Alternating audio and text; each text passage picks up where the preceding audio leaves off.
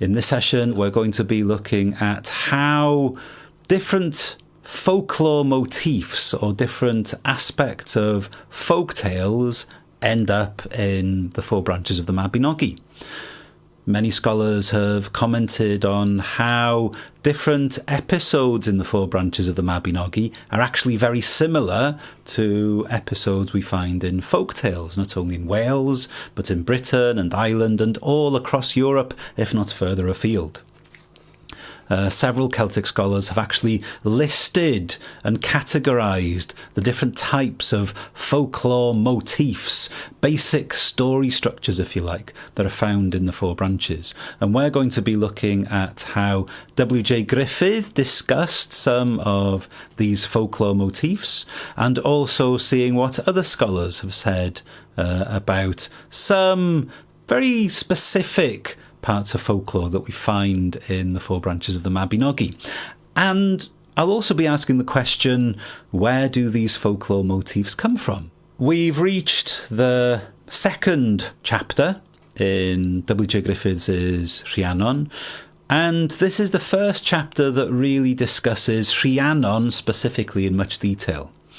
Those of you reading along will probably notice that even though the book is called Rhiannon, Rhiannon, the character in the first and third branches of the Mabinogi, doesn't make that much of an appearance until this chapter. And even here, we only really discuss her in relatively abstract terms.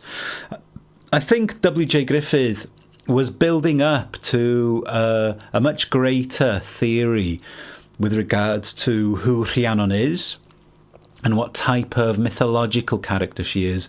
Regardless, W.J. Griffith looks at different types of folktale that appear to be embedded in the four branches of the Mabinogi.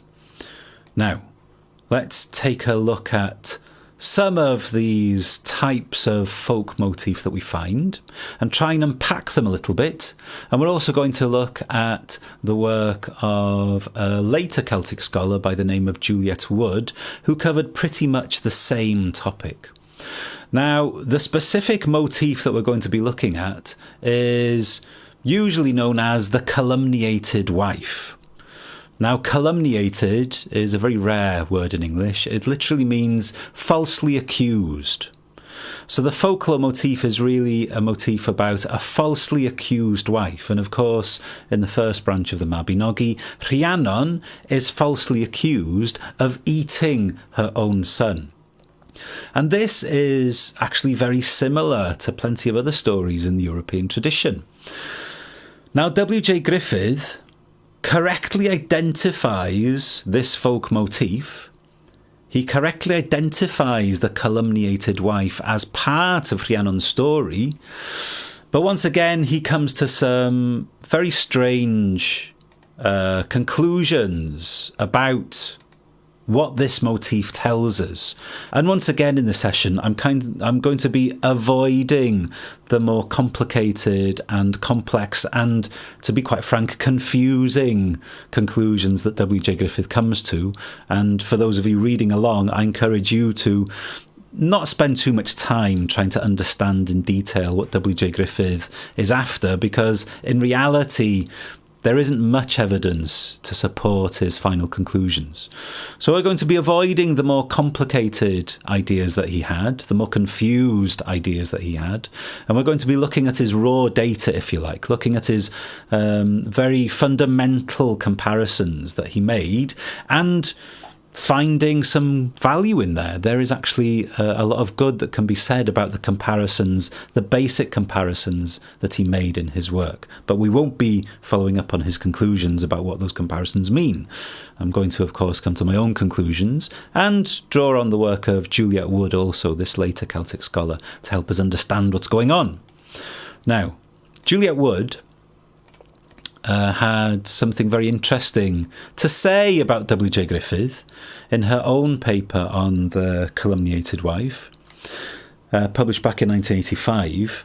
Commenting on this chapter in Rhiannon, she says, "Griffith's instincts are more correct than his arguments," which is actually quite a really nice criticism.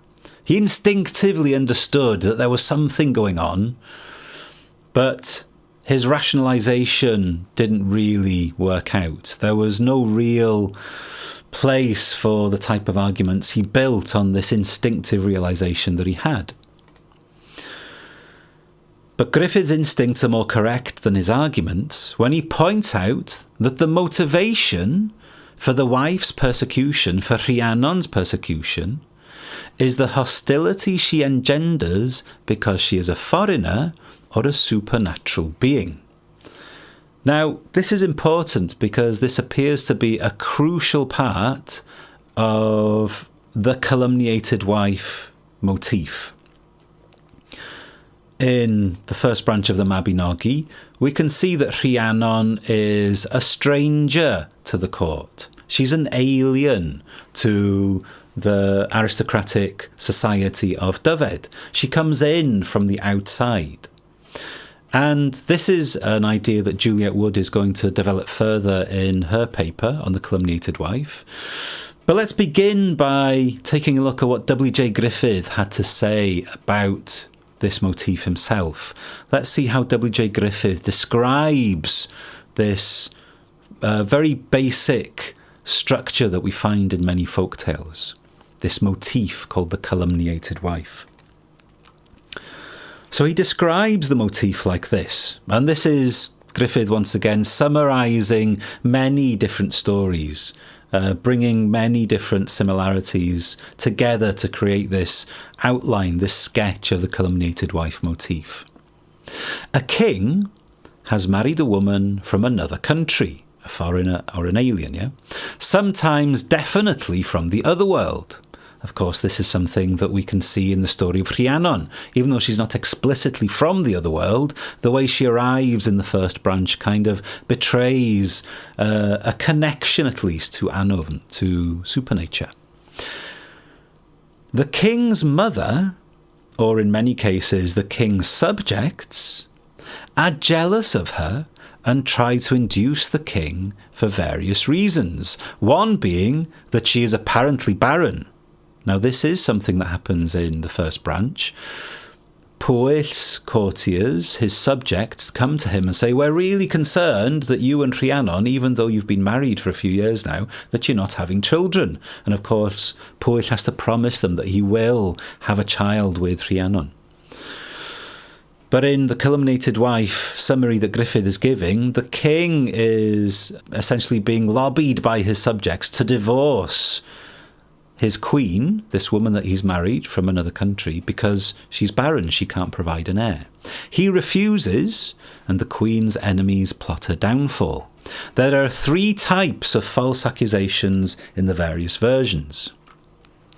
1, that the queen has no children because she destroys or devours them at birth in order to support their charge.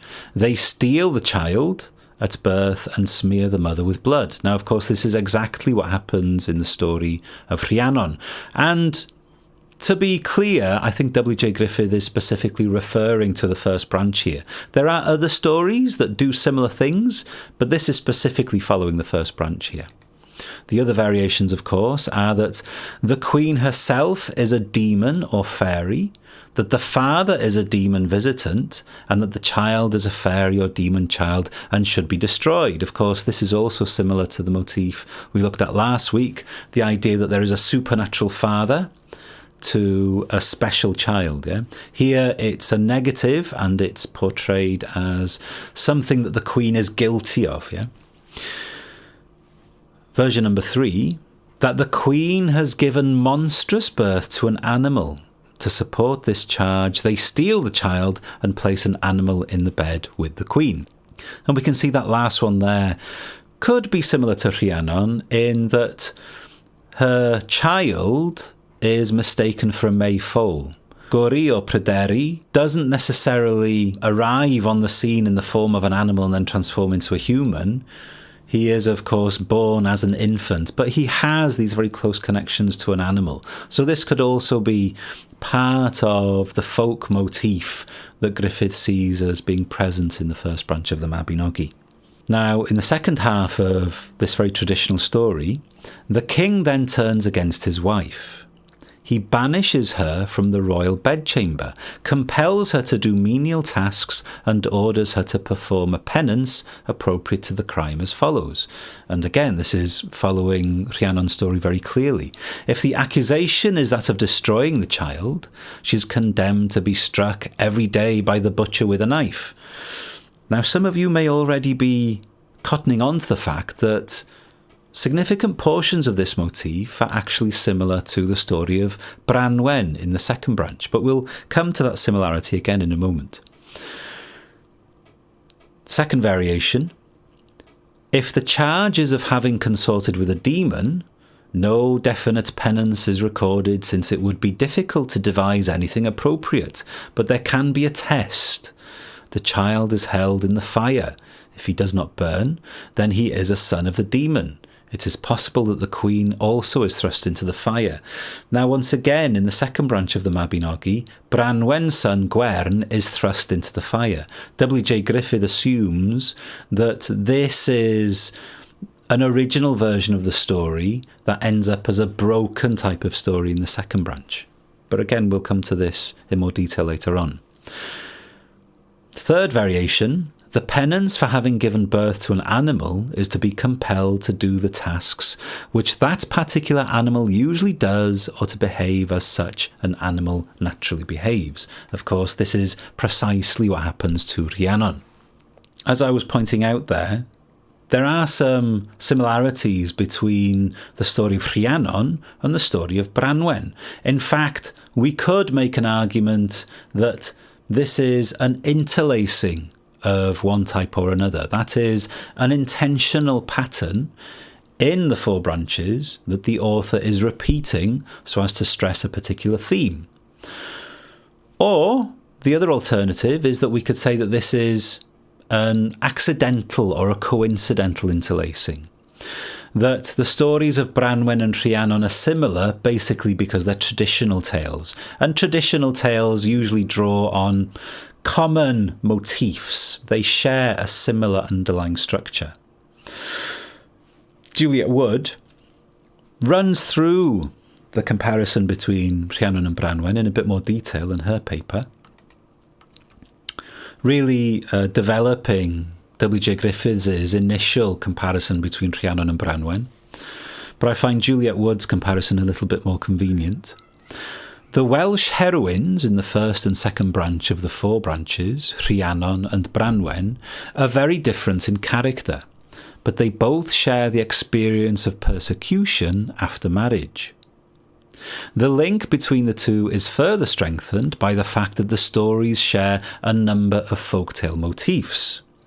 Branwen is a Welsh woman who marries an Irish king. Rhiannon, an inhabitant of the other world who marries a mortal.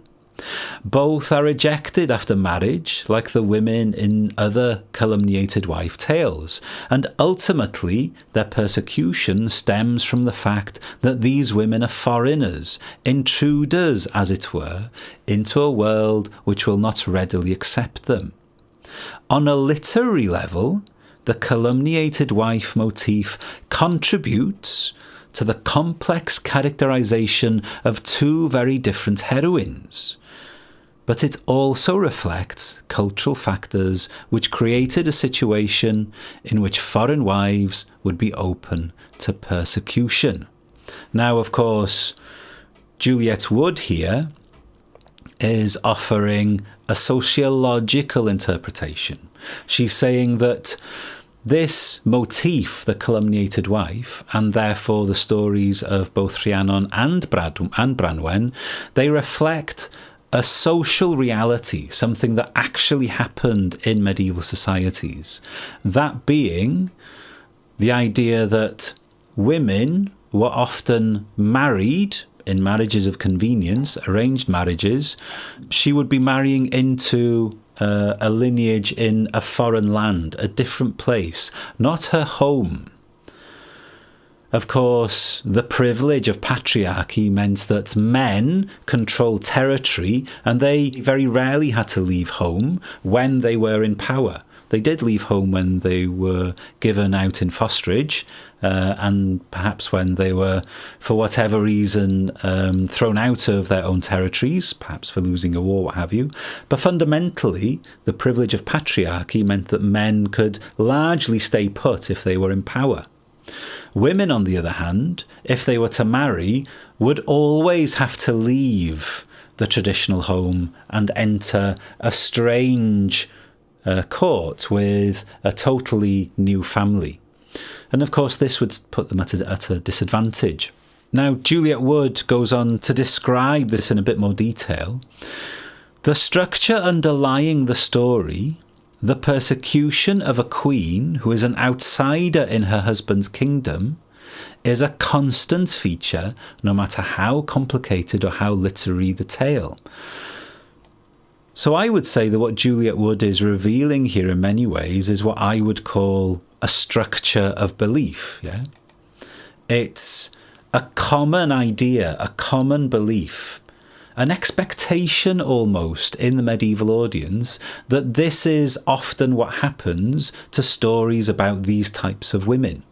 There's an inbuilt expectation that they're going to have a hard time, that they're actually going to experience tragedy. And in many ways, these stories are tragic stories. Even though we don't normally consider the first branch of the Mabinogi to be a tragedy because it ends well, there's a resolution, fundamentally, Rhiannon's experience is a tragedy.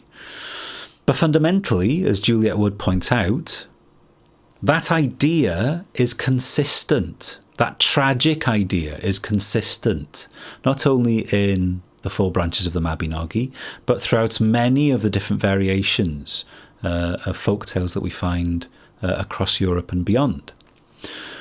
Now, we know that this was a social reality for medieval women, for medieval noble women in particular, not necessarily because we have loads of first-hand testimony by these women in their own words about their experiences, but we can guess at this experience because we know that medieval culture was heavily patriarchal, and there is therefore an implied misogyny, a built-in misogyny, if you like, to the whole structure of medieval society. We need only look at the Welsh laws, the medieval Welsh laws, the laws of Hywel Dda, for evidence of the way that Welsh noble women were hardly given a thought in formal political life at the time.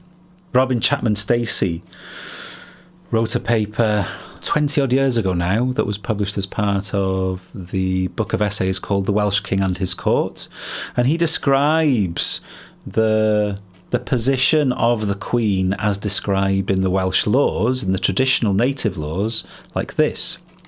The Queen is a figure notable more for her absence from the laws and the court it purports to describe than for anything else. One cannot fail to be struck by the apparent indifference demonstrated by all redactions, all versions of the laws towards her activities. Very little is said about her directly. Even the Iorwerth version, the early 13th century version, which deliberately restructures its officer list in a manner designed to elevate the number and standing of the officers attendant on her, is almost completely silent on the person of the Queen herself. So even the version of the Welsh laws that are most favourable to the Queen's power at court, giving her more officers in the court, more people to serve her interests, even that version of the Welsh laws hardly mentions the Queen at all. She's kind of mentioned in passing. She's almost like an invisible person. She's simply a role at court. Whereas in comparison to the king, for example, and several of the other officers of the court, we get a far clearer and fuller and richer description of their type of life in the court. So we know that misogyny, the oppression of women, patriarchy is a historical reality at this time. And even though we don't have first-hand witness testimony or the evidence of these women in their own words, we can imagine the type of life that they would have led. Now, this is the sociological interpretation of this motif. This is seeing the motif, the calumniated wife, in all these different variations as a reflection of a social reality. But is there a mythological interpretation that we can give? Can we shift our focus a little on this motif and instead read it as an evocation of a particular type of myth?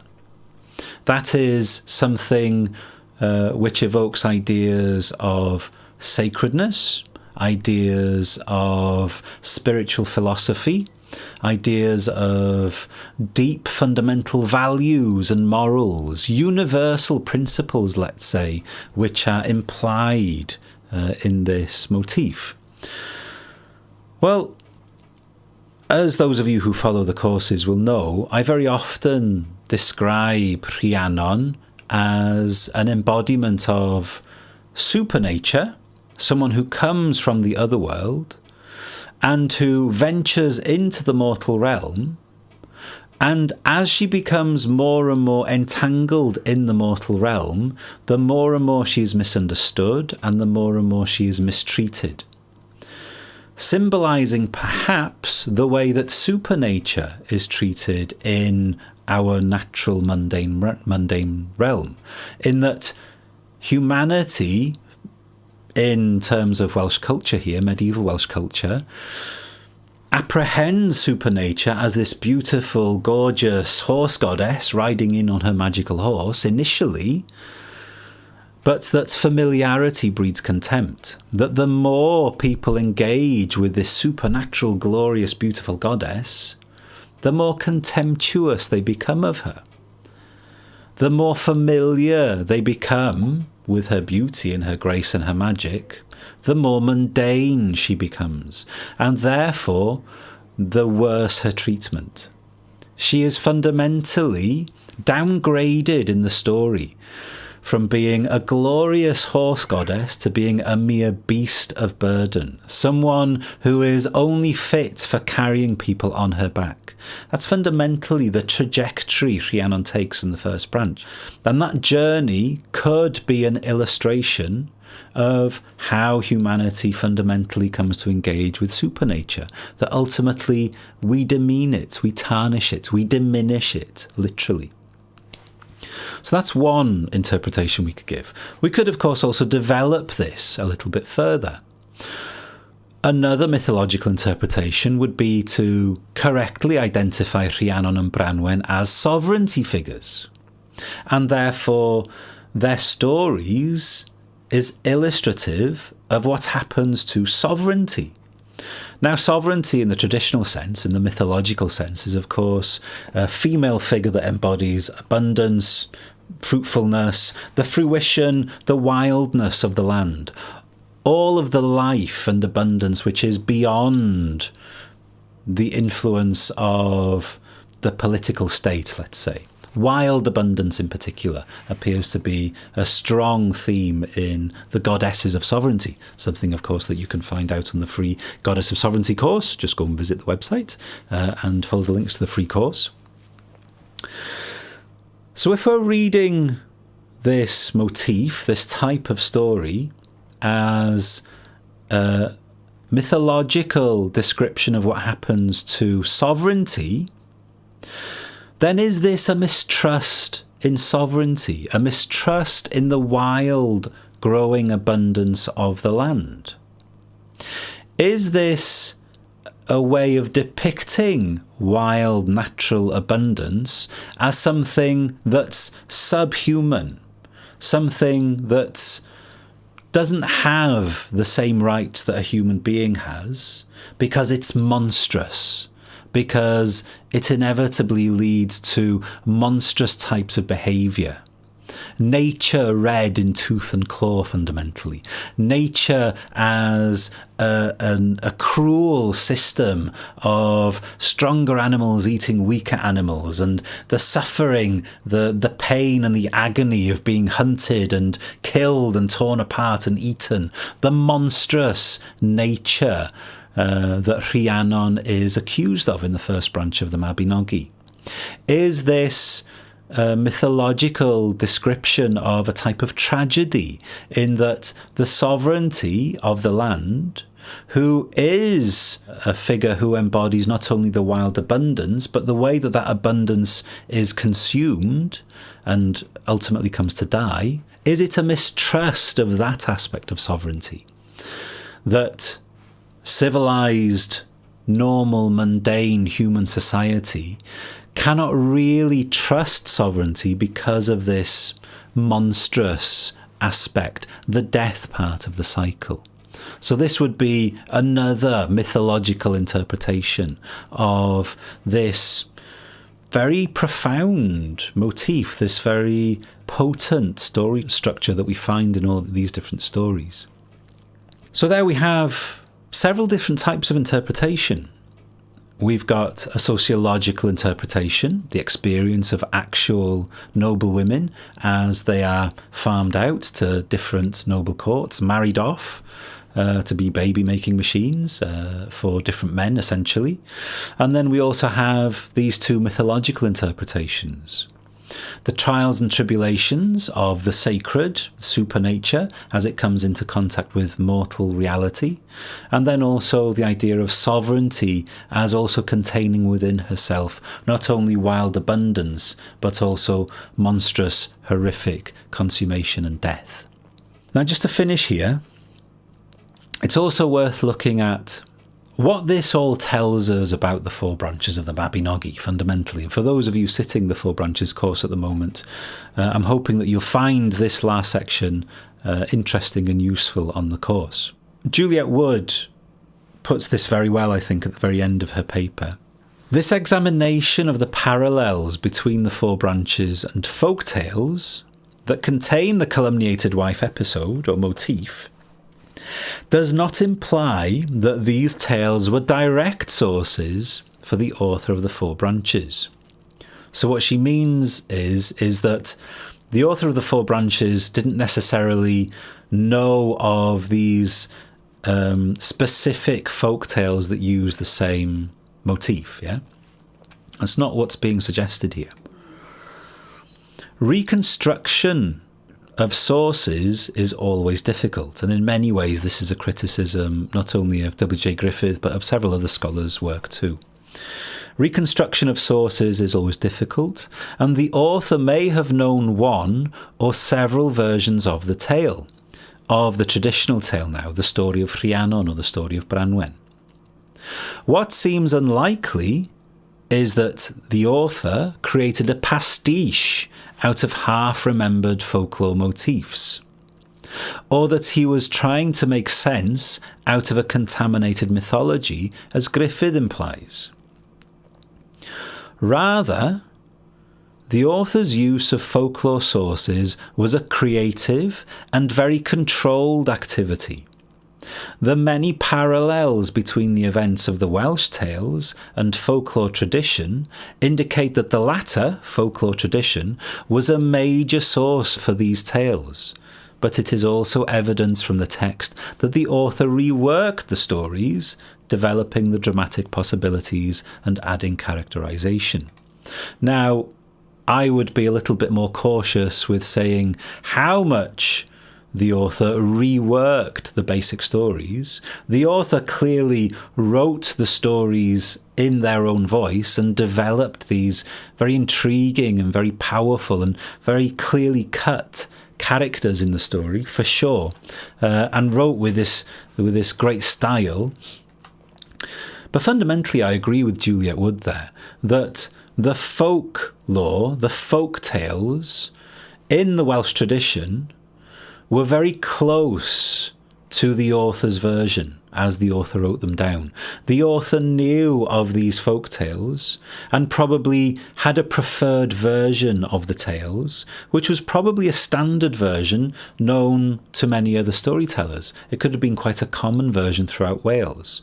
And then the storyteller has worked this version up into the literary classic that we have. So a very interesting idea there, that W.J. Griffiths' attempt to reconstruct a perfect pure original version out of this broken and badly put together version that we have in the written text is actually totally wrong.